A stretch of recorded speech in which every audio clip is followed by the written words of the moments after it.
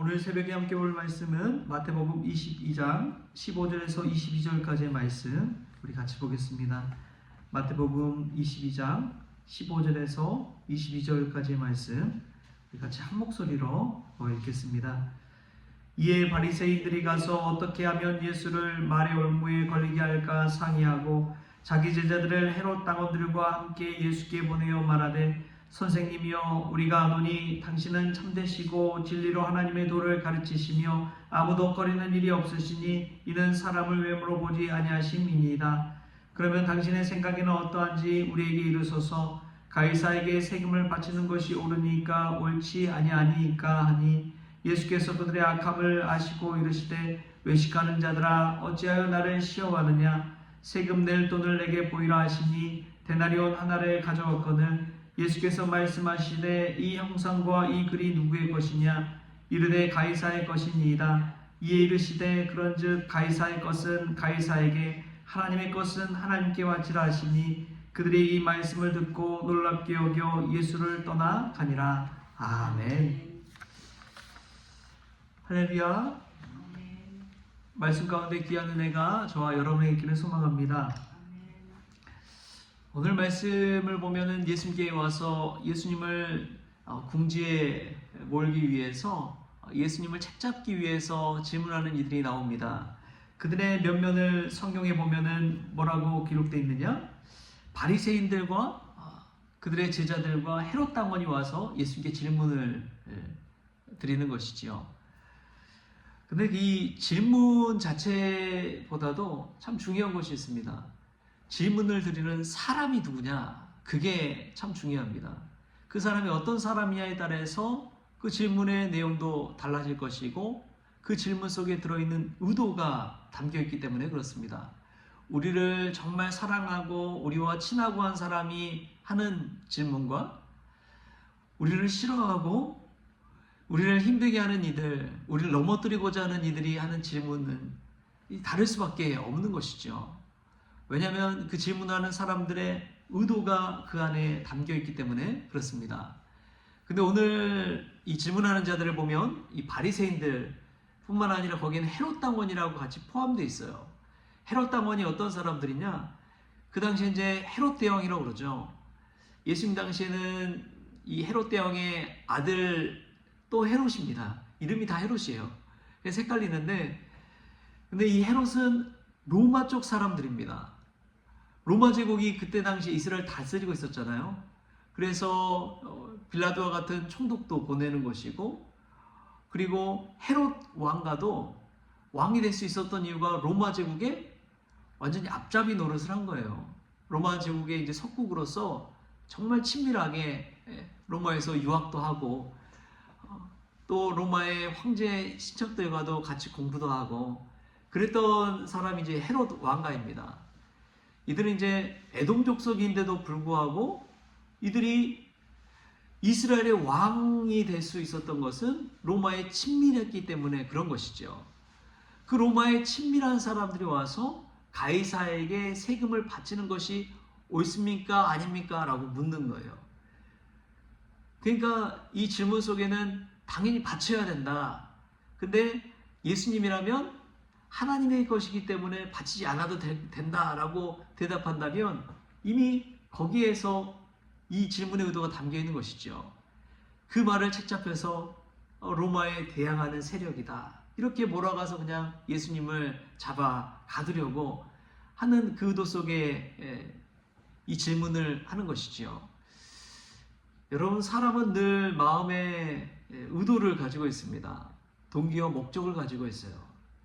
신앙생활 할 때도 여러분 마찬가지입니다. 우리가 하나님 앞에 나아올 때 어떤 의도를 가지고 어떤 목적을 가지고 나오느냐, 그게 참 중요해요. 처음에는 각자의 목적을 가지고 나오죠. 그런데 기도하다 보면은 또 신앙이 깊어지다 보면은 말씀의 은혜를 받다 보면은 나중에는 어떤 의도를 따라갑니까? 나의 의도가 아니라 하나님의 의도로, 하나님의 뜻대로, 하나님의 목적대로 나아가게 되는 것이지요. 기도의 놀라운 점입니다. 기도하다 보면은 우리도 모르게 그렇게 되는 거예요. 예수님은 이 질문하는 사람들의 그 마음 중심을 꿰뚫어 봤습니다. 꿰뚫어 봤어요. 그래서 오늘 말씀에도 보면 이렇게 나옵니다. 18절 말씀 같이 한번 읽어볼까요? 18절 말씀 시작. 예수께서 그들의 악함을 아시고 이르시되 외식하는 자들아 어찌하여 나를 시험하느냐. 여러분, 예수님이 이런 분입니다. 예수님은 그리스도이시기에 사람들이 와서 자신에게 묻는 이야기들, 겉으로는 정말 포장이 그럴싸해요.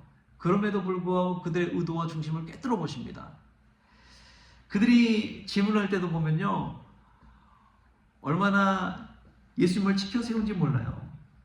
16절에 이렇게 이야기합니다. 선생님이여 우리가 아노니 당신은 참되시고 진리로 하나님의 도를 가르치시며 아무 덕거리는 일이 없으시니 이는 사람을 왜 물어보지 아니하심이니이다. 야, 이렇게 예수님을 높여줘요. 이렇게 칭찬해요. 예수님 마음이 보통 사람 같았으면 붕 떴을 거예요. 그렇지, 난 참되고 바르지. 아무도 날 꺼리끼지 않지. 날 다 좋아하지. 나의 말씀의 권위에 다 순종하지. 예수님이 보통 사람 같았으면 그 말에, 그 칭찬에 그냥 현혹되어 가지고 홀라당 넘어갔을지 모릅니다. 목사님들 중에서도 뭐 저도 마찬가지지만 그러잖아요. 막 칭찬하면은 좋아가지고 그냥 현혹되어 넘어가는, 유혹의 시험에 그냥 홀라당 넘어가는 경우가 얼마나 많습니까? 사람이 그래요. 자신을 떠받들어주고 칭찬해주고 하면은 어느 순간 가벼워져가지고 중심이 흐트러져가지고 그냥 넘어져 버리고 맙니다. 하나님 중심으로 가는 것이 아니라 사람의 칭찬, 사람에 따라서 흔들리기 마련인 것이죠. 그러나 우리 주님은 그들의 중심과 의도를 꿰뚫어 보시고 그들의 악함을 보시고 시험의 올무를 깨닫고 흔들리지 않습니다. 흔들리지 않기 때문에 예수님은 그들에게 또 다른 질문을 던지는 것이죠. 질문에는 질문으로 맞받아치는 것입니다. 흔들리지 않고 그들의 중심대로 그냥 넘어가 버렸다면 가이사의 것이니까 가이사에게 드려야지, 그렇게 이야기했을지도 모르지요. 오히려 예수님은 이 형상과 이 글이 누구의 것이냐 하고 그들에게 되묻습니다. 그들의 입술을 통해서 그들의 의도와 목적과 책략이 드러나게끔 다시금 되묻는 거예요. 예수님의 이 가르침의 방식은 참 놀랐습니다. 왜냐하면 질문을 통해서 깨닫게 하는 은혜를 주시기 때문에 그렇습니다. 오늘도 모르겠어요. 이 기도하는 자리에 와서 예수님이 우리에게 묻는지 모릅니다. 너희들 왜 기도하러 왔느냐? 너희들 왜 이 새벽에 기도하러 왔느냐? 우리에게 예수님께서 오늘 또 질문하고 계시는지 몰라요. 왜 신앙생활하고 왜 나를 믿느냐? 그러한 물음 앞에서 우리는 어떻게 대답해야 될지를 기도하면서 자문해 봐야 되는 것이죠. 예수님은 스스로가 답할 수 있도록 질문을 합니다. 이 형상과 이 글이 누구의 것이냐? 그러자 그들이 답하지요. 이르되 가이사의 것입니다.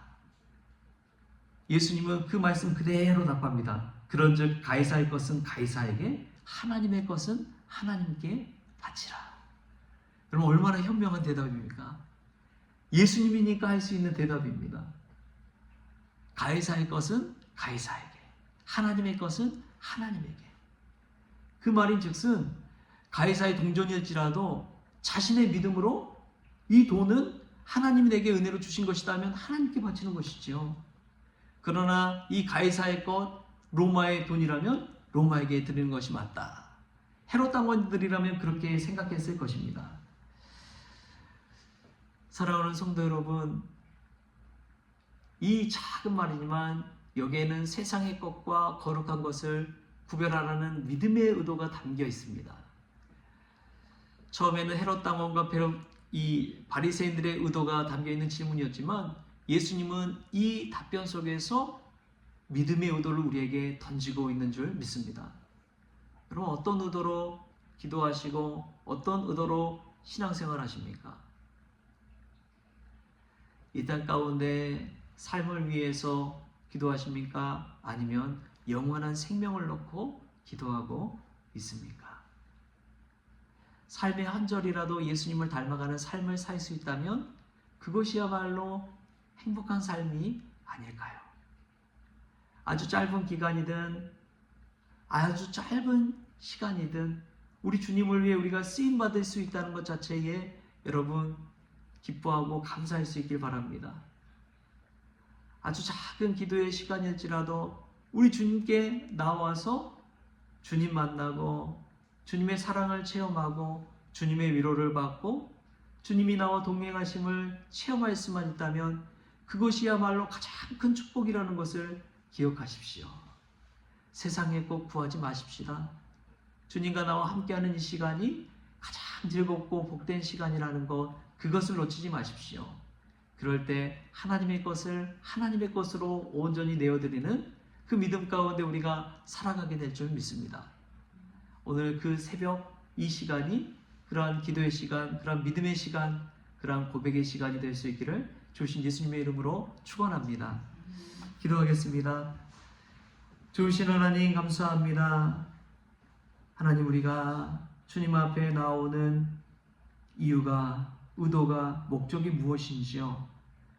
저희들 이 말씀을 통해 깨닫는 은혜를 주시고 믿음의 목적을 가지고 구원의 목적을 가지고 주님을 향해 한 걸음 한 걸음씩 나아올 수 있도록 주님 주장하여 주시옵소서. 주님 만나는 이 시간이 가장 복된 시간 되어지게 하여 주시고 기도할 때 우리의 마음이 주님으로 말미암아 가득 채워질 수 있는 복된 시간 되어지게 하여 주옵소서. 세상 걱정 근심은 다 사라지고 오직 예수님으로 충만한 시간 될 수 있도록 주님 주장하여 주시옵소서. 그리하여 우리의 인생, 짧은 인생, 주님을 위해 쓰임받는 인생 될 수 있도록 주님 주장하여 주시고 하나님의 것으로 내어드리는 저희들 될 수 있도록 주님 붙잡아 사용하여 주옵소서. 감사하며 예수님의 이름으로 기도하옵나이다. 아멘. 우리 주님이 가르쳐주신 기도로 오늘 새벽 기도를 마치겠습니다. 하늘에 계신 우리 아버지여, 이름이 거룩히 여김을 받으시오며 나라가 임하시오며 뜻이 하늘에서 이루어진 것 같이 땅에서도 이루어지이다. 오늘 우리에게 일용할 양식을 주시옵고 우리가 우리에게 죄진 자를 사하여 준 것 같이 우리 죄를 사하여 주시옵고 우리를 시험에 들게 하지 마시옵고 다만 악에서 구하시옵소서. 나라와 권세와 영광이 아버지께 영원히 있사옵나이다. 아멘.